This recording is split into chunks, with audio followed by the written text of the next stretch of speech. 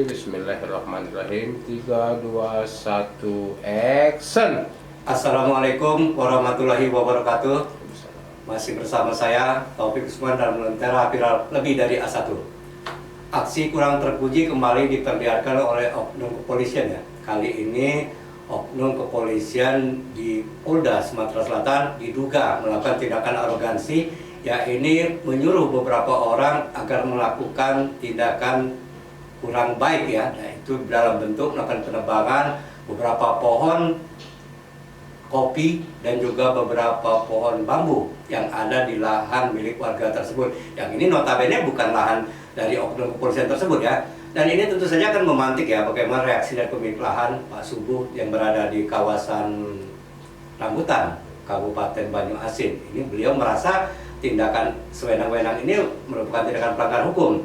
Dan terbaru Pak Subuh sendiri sebagai korban, katakanlah seperti itu, memberikan kuasa hukum agar persoalan ini bisa diungkap secara terang benderang. Karena beliau di awal tadi memang merasa tidak melakukan katakanlah hal-hal yang menyalahi aturan ya. Beliau sendiri di lahan tersebut di produktif. Ini lahan produktif yang selama ini yang digarap oleh beliau, dan beliau merasa tanah tersebut memang hak beliau sejak lama dan tidak pernah beliau melakukan jual beli kepada siapapun, termasuk dia kepada oknum kepolisian tersebut. Nah, untuk membahas bagaimana persoalan tersebut, untuk beritahu bagaimana persoalannya, termasuk juga bagaimana kronologis, bersama kita saat ini ada Bung Sopyan, sarjana hukum.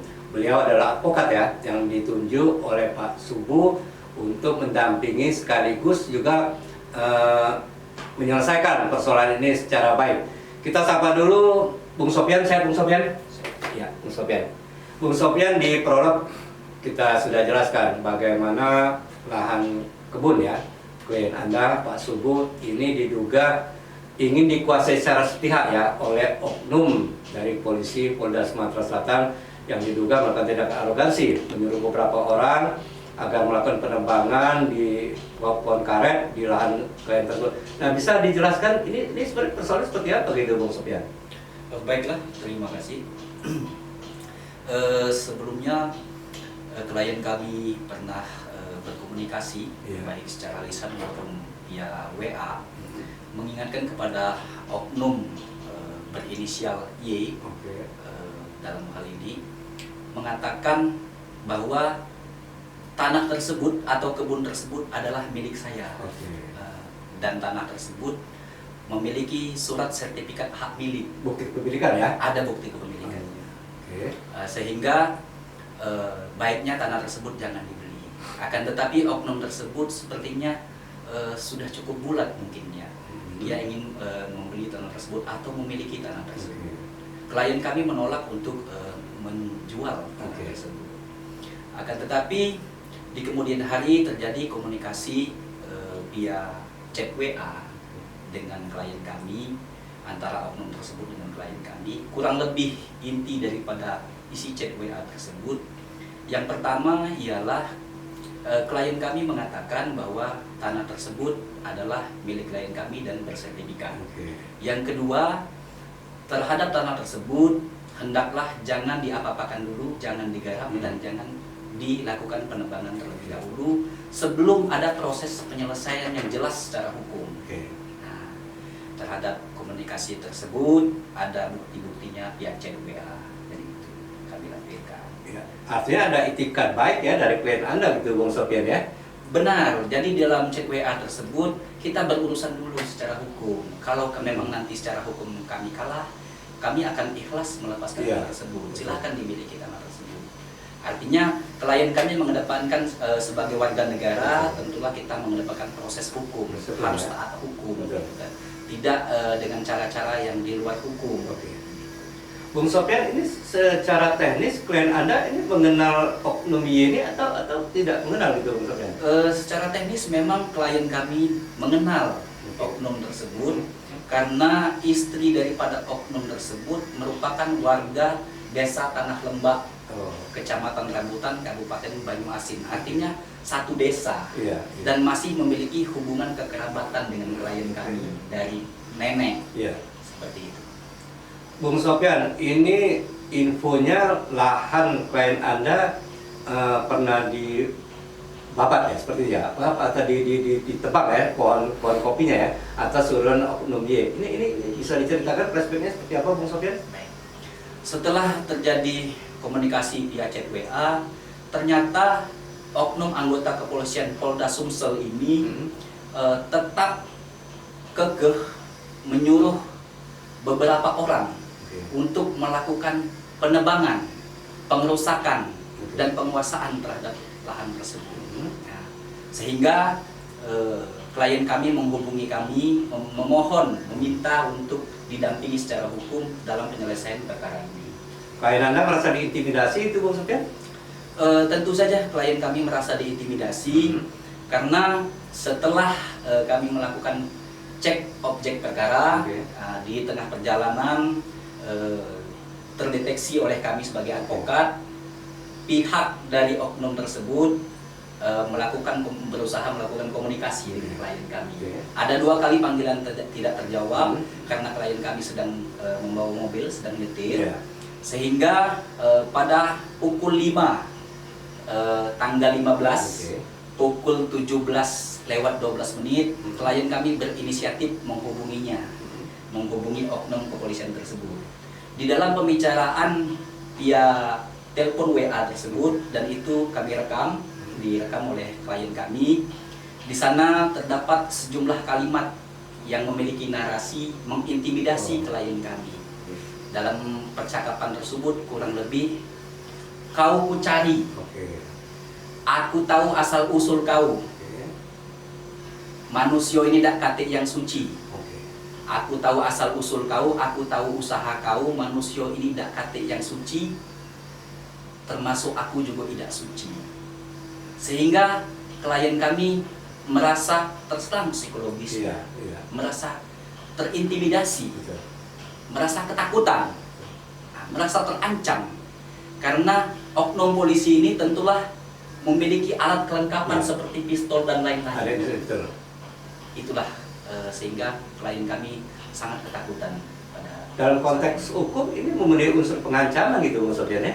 Ada ancaman seperti itu ya? Dalam konteks hukum, dalam hal ini kami lebih menekankan, kami cukup berhati-hati dalam penanganan perkara ini karena melibatkan oknum anggota kepolisian, dalam hal ini Polda Sumsel. Instrumen lembaga gitu ya? Benar, jangan sampai hal ini menimbulkan ketersinggungan secara kelembagaan. Nah, tapi yang di sini yang berperkara di sini oknumnya, bukan lembaganya, personnya ya. Kita tidak mengeneral bahwa itu lembaga gitu. Benar. Bung Sofyan, ini kan diduga oknum tadi ya melakukan intimidasi terhadap klien Anda Pak Subuh. Nah, ini langkah hukum apa yang akan Anda lakukan sebagai selaku kuasa hukum yang telah ditunjuk oleh Pak Subuh gitu, Sofyan? Baik, terhadap anggota Polri yang bersangkutan berinisial Y, dinas terdeteksi terakhir kali kami mengetahui bahwa dia berdinas di Polda Sumsel atau bertugas di Polda Sumatera Selatan di unit PPA. Kami tidak tahu apakah dia masih berdinas di unit PPA atau sudah kemana.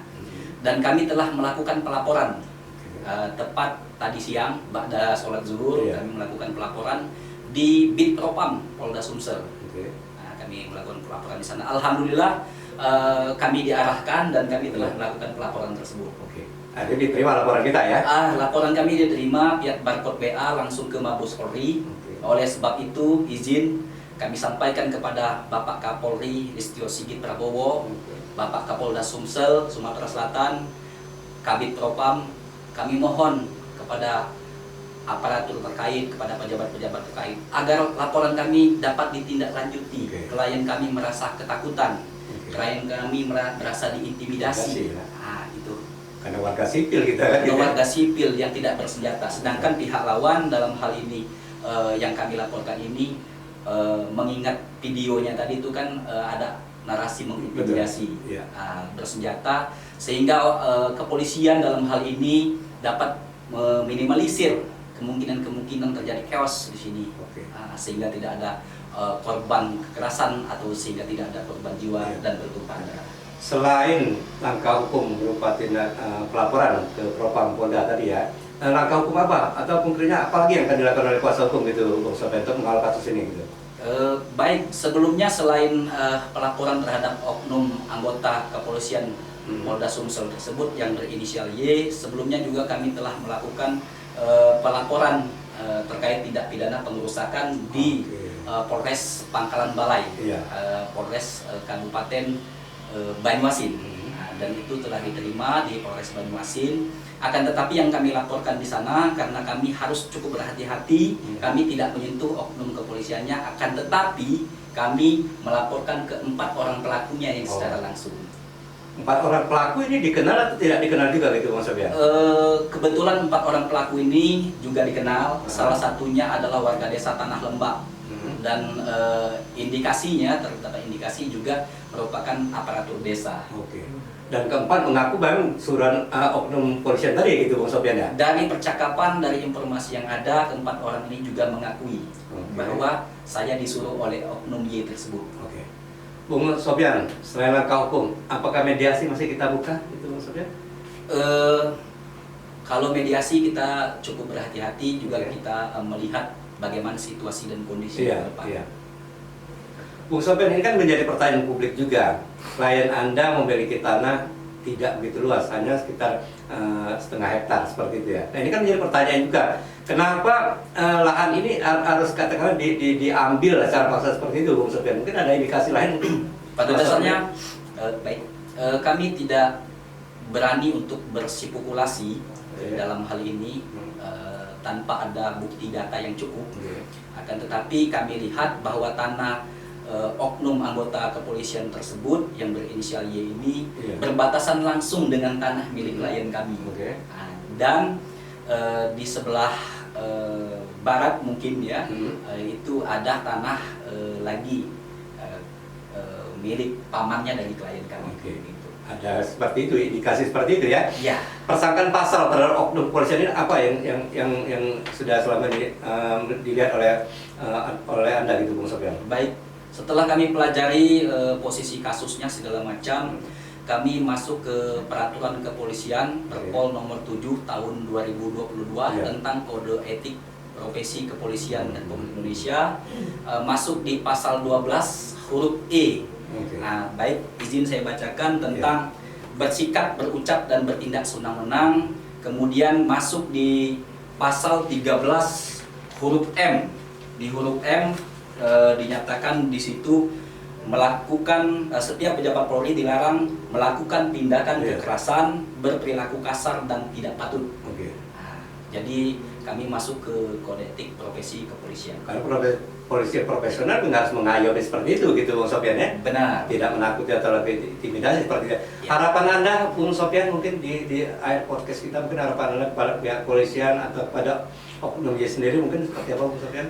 Harapan kami menaruh harapan yang sangat besar kepada institusi kepolisian, dalam hal ini Bapak Kapolri, Bapak Listio Sigit Prabowo, Bapak Kapolda dan Kabid Propam Polda Sumsel.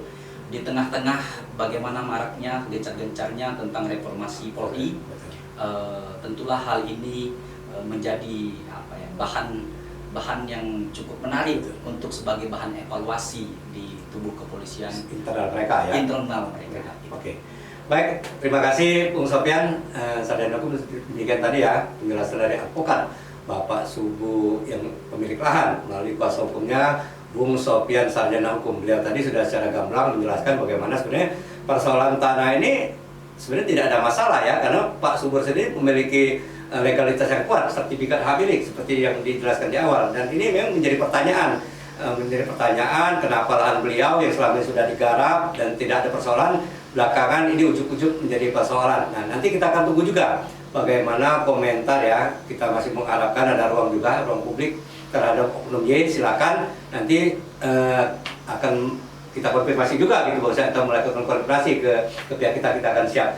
Dan tadi ada stressing menarik bagaimana reformasi kepolisian ini harus menjelaskan bagaimana personil polisian harus bisa bersikap profesional ya, mengayomi segala macam. Ini juga sudah selaras dengan kebijakan dari Bapak Presiden Prabowo dan juga Kapolri Listio Sigit. Kita akan tunggu bagaimana persoalan, yang pasti kuasa hukum berharap agar persoalan ini bisa dituntaskan ya secara profesional.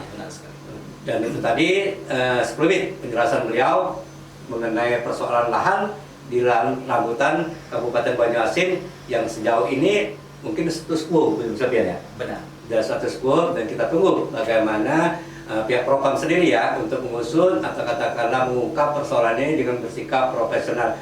Baik, saya Taufik Usman, kita akan kembali dalam Lentera Viral berikutnya. Selamat siang.